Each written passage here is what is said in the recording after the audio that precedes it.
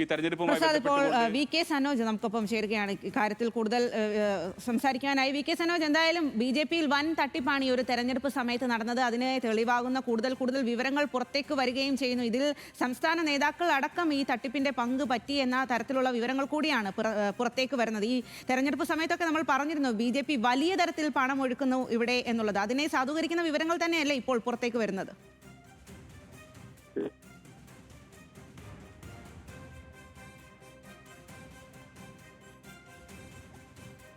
വെളിപ്പെടുത്തലുകൾ നടത്തിയല്ലോ, അത് കൊടകര കുഴൽപ്പണ കേസുമായി ബന്ധപ്പെട്ടായിരുന്നു.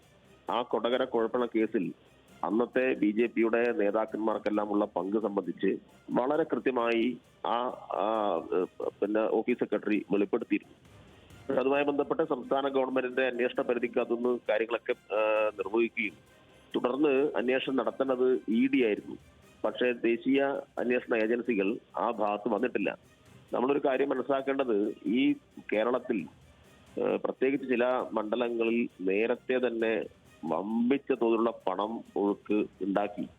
എന്താണെന്ന് വെച്ചാൽ പണം കൊടുത്തിട്ട് വോട്ടർമാരെ വിലക്കെടുക്കുന്നു, പണം കൊടുത്തിട്ട് ചില പ്രാദേശിക സമുദായ സംഘടനാ നേതാക്കന്മാരെ വിലക്കെടുക്കുന്നു.